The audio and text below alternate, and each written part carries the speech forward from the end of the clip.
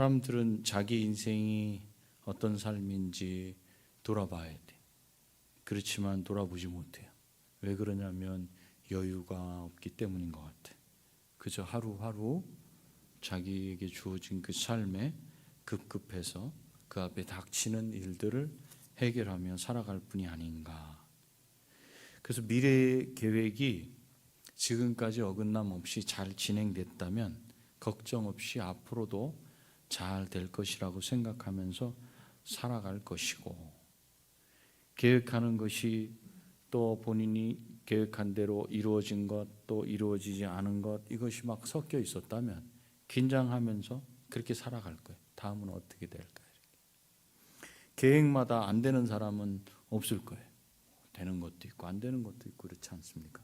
그럼에도 불구하고 이렇게 우리 자신들에게 인생을 돌아볼 여유는 없지만 우리에게 여태껏 이루어진 그것이 내 생각 속에 딱 고착된 그런 우리의 생각, 내가 거기에 생각이 굳어지면 우리 인생의 의미와 목적을 생각할 여유를 갖지 못하게 됩니다. 그저 눈앞에 있는 그것에 집중되기 때문에 그런 것 같아요. 그래서 일해야지 먹고 살 수 있는 것이 우리의 삶의 기본적인 모습이 아닌가. 지금 이 시대에 우리가 처한 그런 모습이 아닌가. 그걸 생각해 보면서 또 노후를 위해서 그리고 현재의 삶을 위해서 우리가 부단히 헌신하지만 그 안에서 사실은 기쁨을 누리지 못해. 돈은 목적이 되지 말고 수단이 되어야 한다는 말이 있듯이 우리가 하는 생산 활동에서 무엇이 인생의 목적이고 무엇이 수단인지가 뒤바뀔 때 우리 삶은 헛된 것임을 날마다 경험할 수밖에 없어요. 그러면 삶 속에서 기쁨이 생기지 않아요. 계속 힘이 쭉쭉 빠질 수밖에 없어요. 이런 인생에 대해서 깊은 고민과 연구를 통해서 우리에게 삶의 의미 그리고 목적이 무엇인지 말해주고 있는 것이 전도서가 아닌가 이런 생각을 해봐요. 그 전도서를 우리가 같이 보면서 어렵기도 하고 뭐 거기까지 생각했나 할 수 있는 것은 사실은 우리가 살아가면서 우리가 일상생활 속에서 우리가 이런 인생의 고민을 해봤다면 고개를 끄덕끄덕 할 거예요. 그런데 이렇게까지 고민을 하고 살지 못해. 여유 없어요, 솔직히. 그러다 보니까 말씀을 보면서 도대체 이게 나한테 하는 말씀인가? 무슨 뜻인가? 이렇게 볼 수밖에 없어요.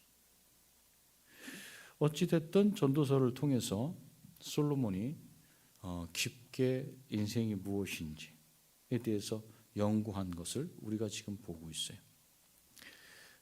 우리가 지난 시간에 봤던 걸 보면 세상 모든 일들 그것이 하나님의 손 안에 있지만 사람은 자기 눈앞에서 벌어지는 일도 또 하나님 뜻을 알 수 없을 뿐 아니라 사람이 어떤 일을 당할 때 그것이 하나님께서 사랑하셔서 당하게 하신 것인지 아니면 나를 미워하셔서 겪게 하시는 일인지 사람이 알 수 없다 그랬어요.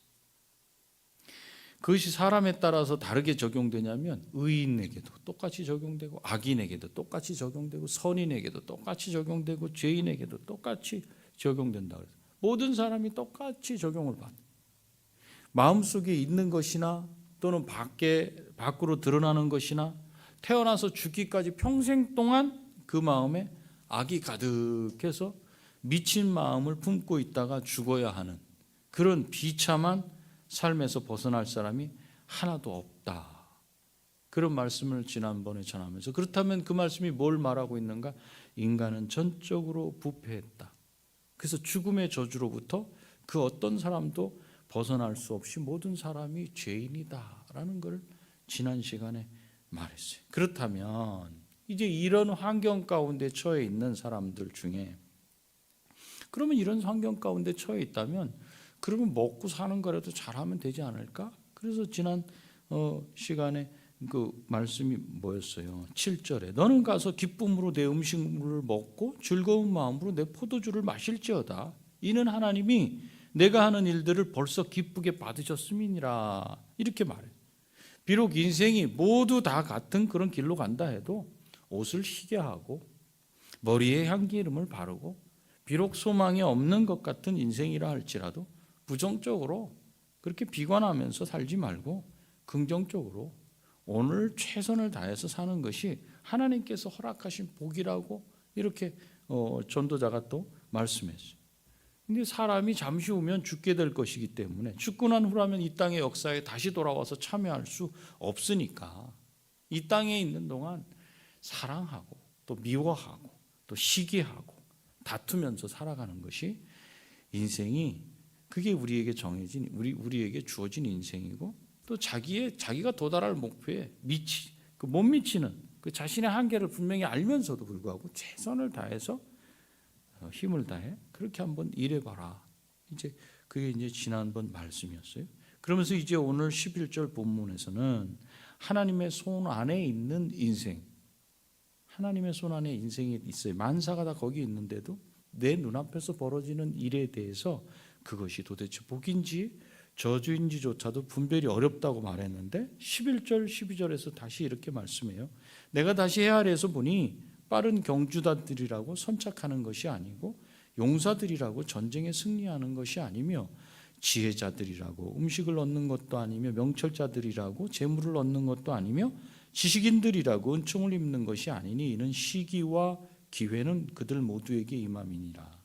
분명히 사람은 자기의 시기도 알지 못하나니 물고기들이 재난의 그물에 걸리고 새들이 올무에 걸린 같이 인생들도 재앙의 날이 그들에게 홀련히 임하면 거기에 걸리느니라. 우리가 생각할 때 경주할 때 빠른 사람이 있어요. 아주 저 사람 되게 빠른.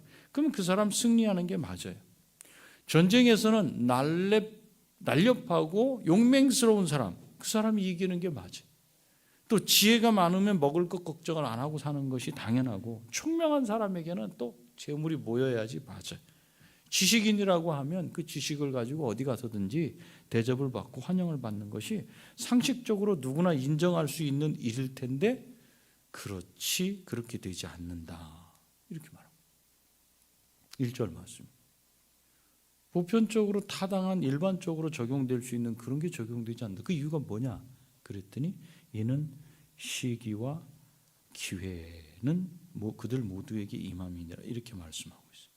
여기 기회라고 되어 있는 단어가 우연이라는 단어예요. 우연. 그 시기는 뭘 말하냐면 때를 말해요. 하나님의 때. 그건 정하셨으니까 절대로 틀어지지 않는 거예요. 바꿀 수도 없고. 하나님께서 정하신 때를 말하기 때문에 이건 반드시 일어날 수밖에 없는 일이에요. 이걸 필연이라고 그래요. 필연. 우리 인생에 일어나는 일 중에 필연이라 피할 수 없는 일이 있다 그거예요. 우리에게 정해져 있는 아무도 피할 수 없는 하나님의 시기라고 하는 그런 필연이라는 게 있다. 그래서 모든 사람은 이 필연의 영향을 받고 살아가요. 그리고 다른 하나가 더 있어요. 그게 뭐냐면 기회라고 말하는 이 단어, 우연이라고 하는 거예요. 우연은 그 길이 결정되어 있지 않아요. 왼쪽일 수도 있고 오른쪽일 수도 있어요. 그래서 예측할 수 없어요. 예측할 수 있는 일이 아니에요. 이 우연은. 일어나 봐야 알 수 있어요. 그래서 이것을 우연이라고도 말하고 기회라고도 말하는 거예요. 일어나 봐야 알아. 일어난 걸 내가 잡으면 그것이 좋다면 기회가 될 수 있죠. 우연이다 또는 기회다. 그걸 잡을 거냐 말 거냐 그것에 따라서 내가 가는 길이 달라질 수 있다는 걸 말해요. 11절에 나오는 사람들을 필연에 따라 해석하자면 반드시 시기라고 하는 것에 따라 해석하자면 빠른 경주자, 용사 항상 승리해야 돼요. 그런데 하나님이 다스리시는 세상에서는 하나님께서 반드시 일어나도록 정하신 법칙 외에도 우연이란 게 같이 간다는 거예요. 이게 뒤죽박죽 섞여 있다는 게 아니에요. 같이. 그렇기 때문에 예상치 못한 그런 결과들이 나온다는 거예요. 그래서 사람에게 일어나는 일이 12절에 나오는 물고기들이 그냥 자유롭게 움직여. 누가 그 깊은 바다를 다 가는데 거기에 낚싯바늘을 갖다 떨어뜨렸을지 어떻게 알아? 무리들이 재밌게 그냥 자유롭게 헤엄치는데 거기에 그물이 내려서 자기가 들어갈 줄 어떻게 알아? 그렇게 물고기들이 가요. 새들이 하늘을 마음껏 날아다니는데 예전에는 새 잡으려고 그물을 이렇게 탁 치지 않습니까? 안 보이는 색이야 그냥 아주 싹 달려. 그럼 이쪽에서 갑자기 깜짝 놀라게 쾅 해버려. 그럼 어휴야 더 빨리 달려. 그 더 빨리 달리면 그냥 그물 속으로 쏙 들어가서 걸려버리는 거예요. 그렇게 물고기들이 그물에 걸리고 새들이 그물에 걸리는 것 같이 인생들도 재앙의 날이 닥쳐왔을 때 거기에 걸리게 될 수밖에 없다는 거예요.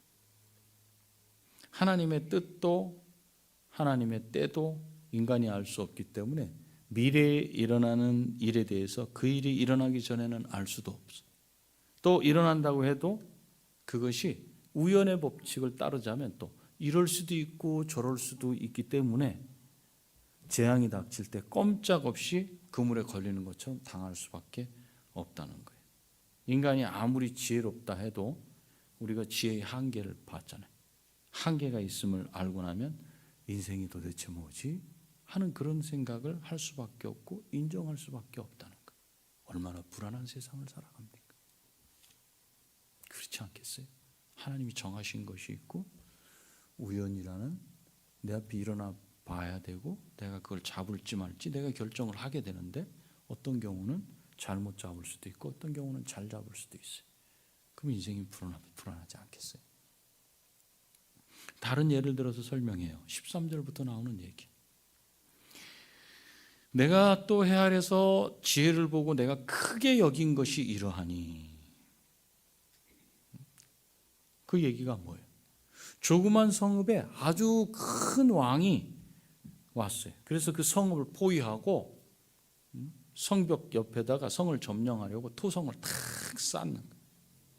그렇게 쌓아 올려. 그러면 이제 성이 곧 함락되는 거예요. 성만 뭐 이 저쪽 담벼락하고만 높이 맞아버리면 바로 뛰어 들어가잖아요, 그냥.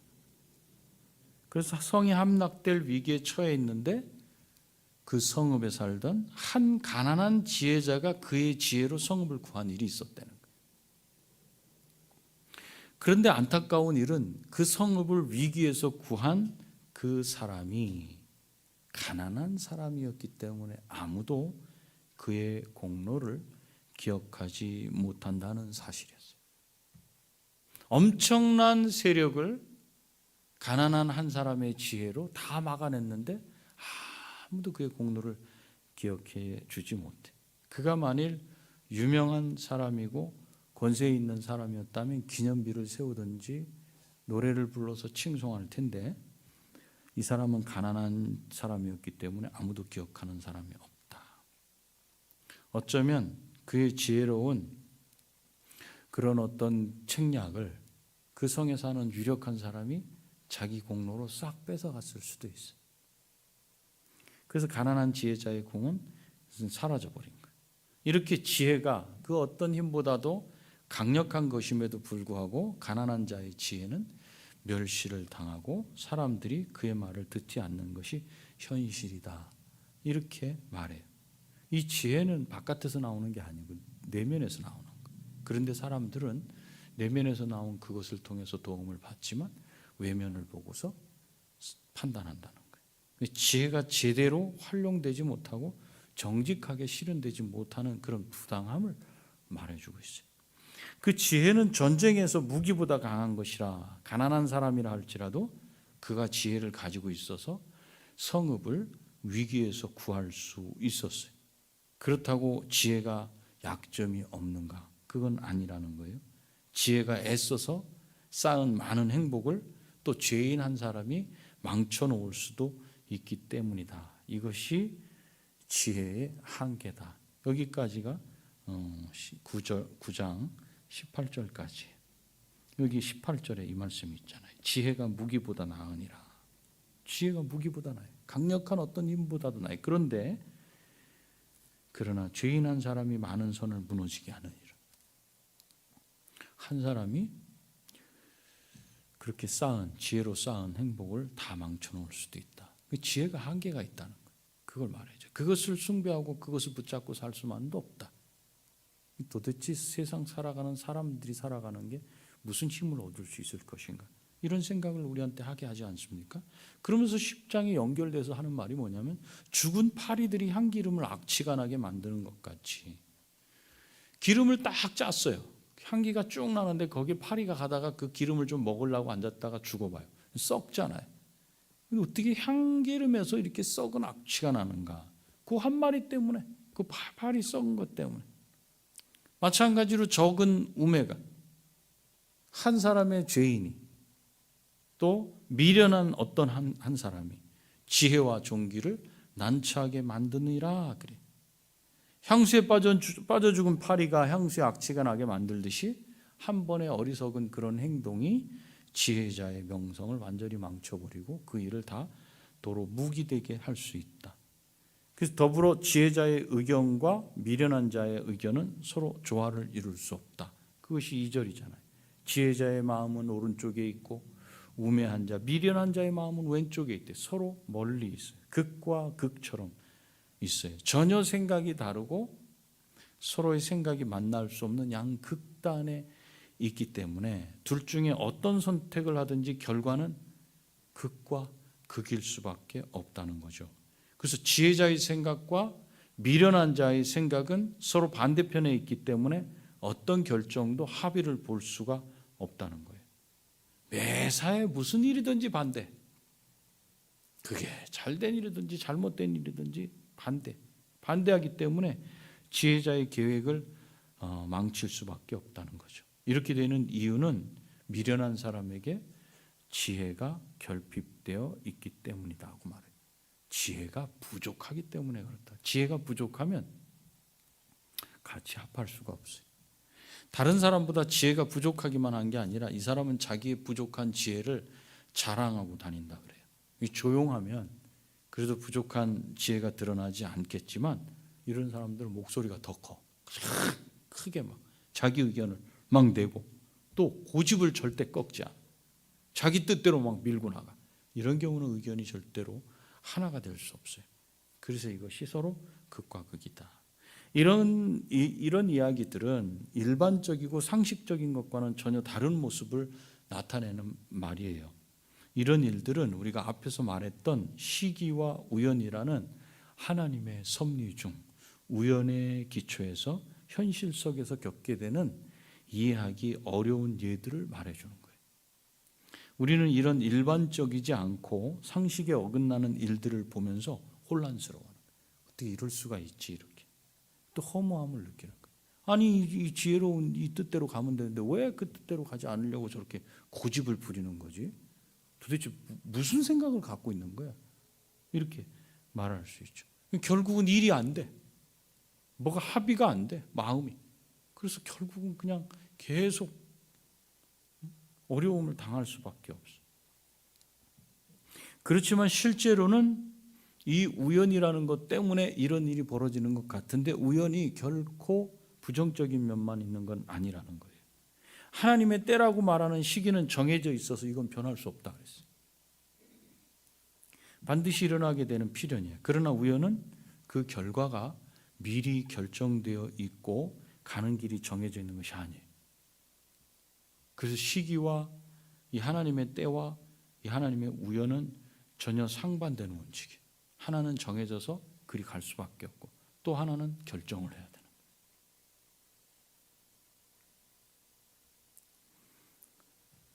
그래서 이 정해진 시기라는 이 필연, 이건 필연, 반드시 그것과 정해지지 않은 우연은 우리 현실 속에서 함께 공존해요. 하나님께서 모든 일 가운데 그 정하신 시기와 때는 필연성을 가지고 이렇게 가고 있지만 동시에 기회를 제공하는 이 우연성이 거기에 포함되어 있다는 거예요. 정해져 있는 것과 정해지지 않은 것이 함께 내 앞에 놓여진다는 거예요. 매일의 일상 속에서 정해진 대로 가자면 발빠른 경주자가 앞서야 돼. 날렵하고 날래고 용맹한 병사는 승리해야 돼. 그런데 우연성도 열려 있기 때문에 항상 힘이 세고 강하고 빠른 사람이 이기는 것만은 아니에요. 그렇다고 우연을 허락하신 하나님에게 아무 원칙 없이 그냥 막 이렇게도 되고 저렇게도 되고 그렇게 간다는 것은 아니에요. 우리는 다만 하나님의 정하신 필연과 우연이 있는데 이것이 어떻게 조화를 이루어 가지고 이 세상이 돌아가는지 우리는 알 수 없어요.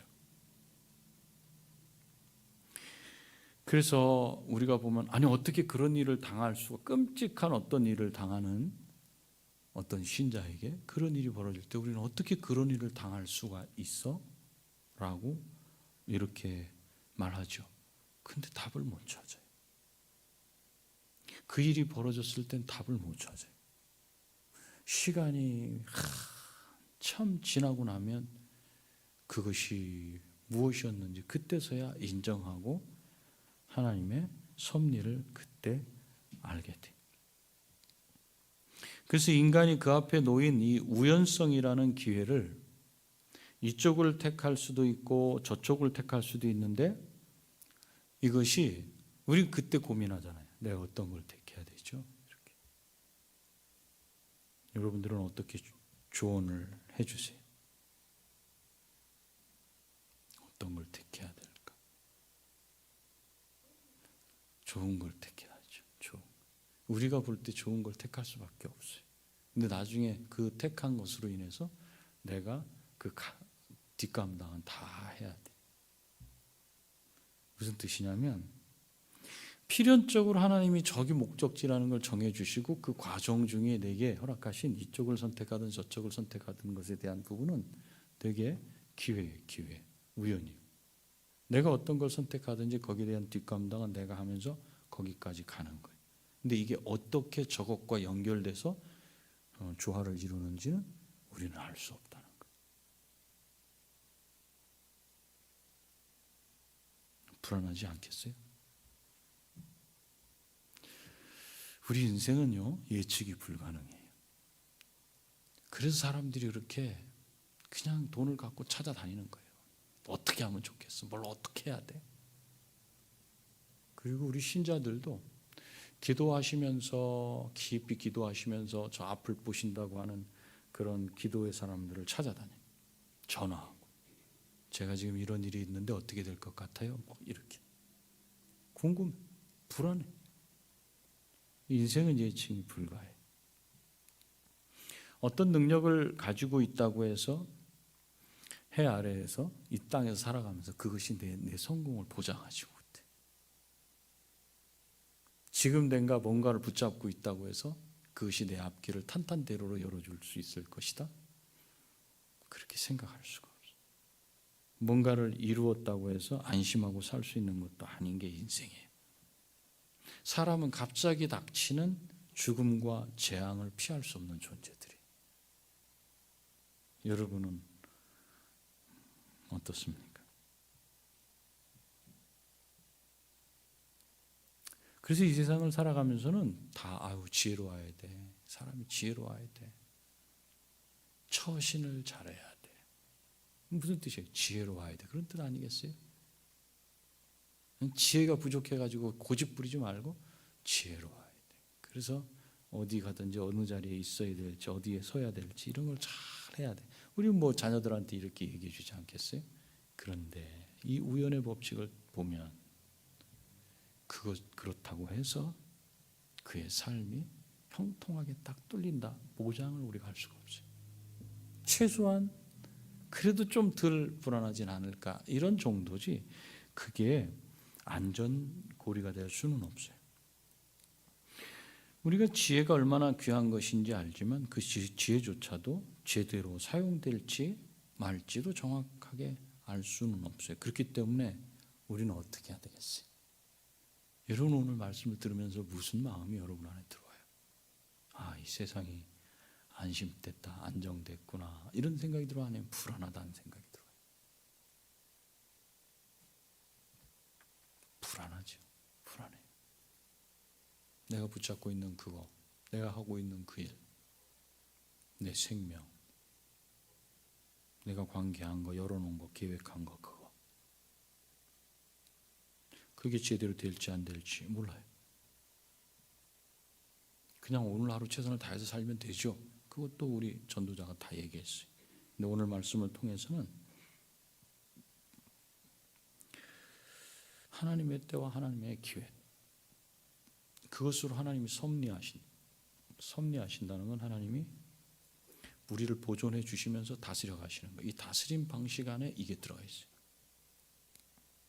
그럼 우리는 어떻게 해야 되는가? 철저히 하나님을 신뢰해야만 돼요. 철저히.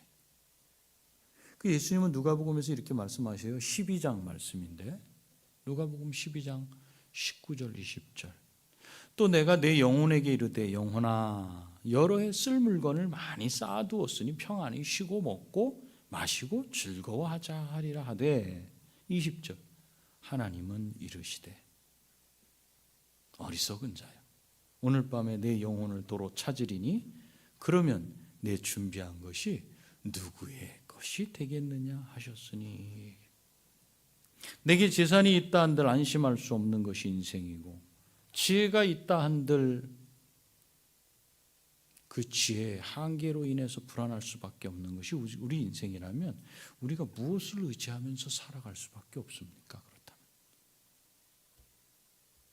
그것은 지혜의 원천이신 예수 그리스도를 붙들고 살 수밖에 없는 것임을 우리는 마음속으로 또 생각해내야 돼. 그래서 골로새서 2장 3절에 그 안에는 예수 그리스도 안에는 지혜와 지식의 모든 보화가 감추어져 있느니라.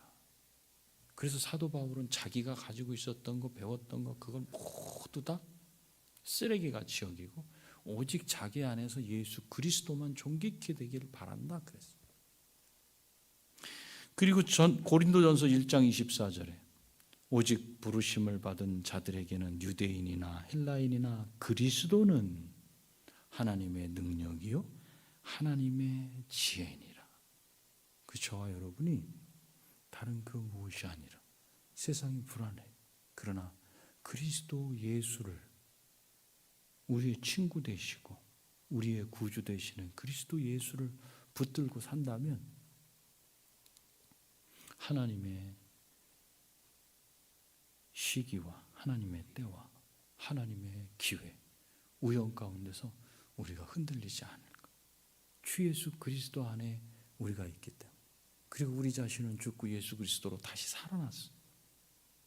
그리스도를 날마다 닮아가는 삶이기 때문에 우리에게 있는 그런 우리 주변에 우리 눈에 보이는 그런 것들이 우리를 붙잡을 수 없고 우리의 마음의 평강을 깨뜨릴 수 없다는 사실을 우리는 알게 돼.